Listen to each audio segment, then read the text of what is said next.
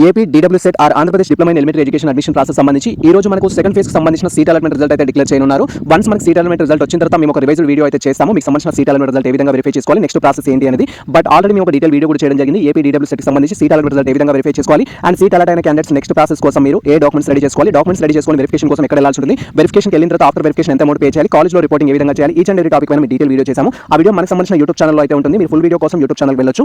తర్వాత ఇక్కడ మనకు సంబంధించిన సీట్ అలాట్మెంట్ రిజల్ట్ ఈ రోజు డిక్లేర్ చేస్తారన్నాం కాబట్టి రిజల్ట్ వచ్చిన తర్వాత మీకు అలాటెడ్ కాలేజ్ లో అయితే రిపోర్టింగ్ చేయాలి. అంతకంటే ముందు మీరు వెరిఫికేషన్ కూడా అటెండ్ అవ్వాల్సి ఉంటుంది. వెరిఫికేషన్ వచ్చేసి మాక్సిమం మీ డిస్ట్రిక్ట్ రిలేటెడ్ డైట్ కాలేజ్ లో అయితే వెరిఫికేషన్ అయితే కండక్ట్ చేస్తారు. సో మీరు సర్టిఫికేట్ వెరిఫికేషన్ స్టేటస్ ప్రకారం మీరు ఏ డిస్ట్రిక్ట్ అయితే లోకల్ అవుతారో ఆ డిస్ట్రిక్ట్ లో మనకు సర్టిఫికేట్ వెరిఫికేషన్ అయితే ఉంటుంది. ఒకవేళ మీకు డైట్ కాలేజ్ లోనే సీట్ అలాట్ అయితే మాక్సిమం మీకు అలాట్ అయిన కాలేజ్ లోనే వెరిఫికేషన్ అయితే కండక్ట్ చేస్తారు. వెరిఫికేషన్ వెళ్ళేటప్పుడు మీకు సంబంధించిన డాక్యుమెంట్స్ అనేది మనం కలెక్ట్ చేసుకోవాలి. వెరిఫికేషన్ సెంటర్ ఎక్కడ అనేది మీకు అలాటెడ్ రిపోర్ట్ లోనే ఉంటుంది. రిపోర్ట్ బట్టి మీరు మూవ్ అవ్వచ్చు. సో ఇక్కడ వెరిఫికేషన్ కోసం వెళ్ళడానికి మనకు 21 ఆగస్టు నుంచి 24 ఆగస్టు 2026 వరకు ప్రెజెంట్ షెడ్యూల్ ప్రకారం అవకాశం అయితే ఇచ్చారు. ఎవరైతే సెకండ్ ఫేజ్ లో సీట్ అలాట్ అయిన క్యాండిడేట్స్ ఉన్నారో నేను చెప్పబోయే డాక్యుమెంట్స్ అన్ని రెడీ చేసుకొని అండ్ బేస్డ్ ఆన్ మీ యొక్క ఇన్కమ్ ఎలిజిబిలిటీని బట్టి అమౌంట్ పే చేయడానికి రెడీ అయితే కావాల్సి ఉంటుంది. అండ్ మనం వెరిఫికేషన్ వెళ్ళడం కోసం మనకి ఏ డాక్యుమెంట్స్ కావాలి అంటే క్యాండిడేట్ సంబంధించిన అప్లికేషన్ ఫామ్ అయితే కావాల్సి ఉంటుంది. ఏపీ డీడబ్ల్యూసెట్ అప్లై చేసిన అప్లికేషన్ ఫామ్ కావాల్సి ఉంటుంది. మీ యొక్క 10th class memo or SSC or equivalent memo అయితే కావాల్సి ఉంటుంది. అండ్ తర్వాత మీకు సంబంధించిన ఇంటర్మీడియట్ మెమో ఆర్ ఈక్వాలెంట్ అయితే కావాల్సి ఉంటుంది. టీసీ అయితే కావాల్సి ఉంటుంది. టీసీ విషయంలో so many aspects different doubts అయితే అడుగుతారు. సార్ ఇంటర్మీడియట్ టీసీనే ఉండాలా ఖచ్చితంగా, లేదా డిగ్రీ తర్వాత ఒకవేళ ఇంటర్ తర్వాత నేను డిగ్రీ చేశాను, పీజీ చేశాను, బీఎడ్ చేశాను, ప్రజెంట్ మళ్ళీ diploma in elementary education admission తీసుకోవాలనుకుంటున్నాను, నా దగ్గర ఇంటర్ టీసీ లేదు, ప్రాబ్లం అవుతుందని క్వరీ చేస్తారు. సో ఇంటర్ టీసీనే నాట్ మ్యాండేటరీ. మీరు తర్వాత రీసెంట్గా ఏదైతే ఎడ్యుకేషన్ చేశారో ఆ రిలేటెడ్ టీసీ ఉంటే ఎనఫ్ అనమాట. డిగ్రీ టీసీ ఉన్నా ఓకే, పీజీ టీసీ ఉన్నా ఓకే,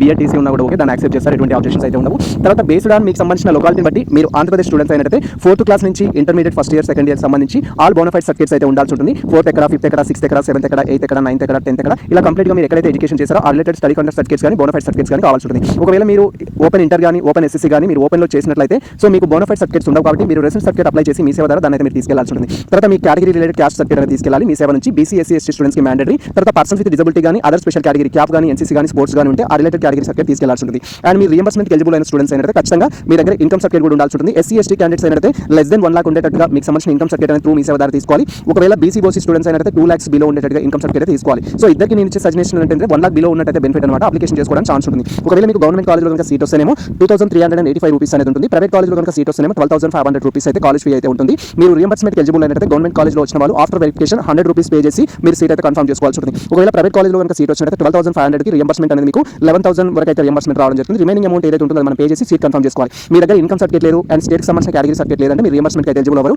రియంబర్స్మెంట్ ఎలిజిబుల్ అవ్వకపోతే ఫుల్ అమౌంట్ పే చేసి సీట్ కన్ఫర్మ్ చేసుకోవాలి. ఓసీబీసీ స్టూడెంట్స్ అయినట్లయితేనేమో సో మీ గవర్నమెంట్ కాలేజ్లో వస్తే 2385 పే చేయాలి. ఒకవేళ గవర్నమెంట్ కాలేజ్లో సీట్ వచ్చిన ఎస్సీ ఎస్టీ స్టూడెంట్స్ అయినా కూడా మీరు రియంబర్స్మెంట్ ఎలిజిబుల్ అవ్వకపోతే మొత్తం అమౌంట్ అయితే పే చేయాలి. ప్రైవేట్ కాలేజ్లో సీట్ వచ్చినా కూడా 12,500 పే చేసి మీరు సీట్ కన్ఫర్మ్ చేసుకోవాలి. ఇఫ్ మీకు రియంబర్స్మెంట్ నాట్ ఎలిజిబుల్ అయితే. ఇది ప్రజెంట్ మనకు సంబంధించిన క్లియర్ కట్ ఇన్ఫర్మేషన్ అయితే. వెరిఫికేషన్కి వెళ్ళేటప్పుడు ఈ డాక్యుమెంట్స్ అన్ని తీసుకొని సో మీకు ఏ సెంటర్ అయితే అలాట్ చేయడం జరిగిందో ఆ సెంటర్కి వెళ్ళి వెరిఫికేషన్ చేయించుకొని ఇచ్చిన షెడ్యూల్ ప్రకారం మీకు అలాట్ అయిన కాలేజ్లో కూడా రిపోర్టింగ్ అయితే చేయాల్సి ఉంటుంది.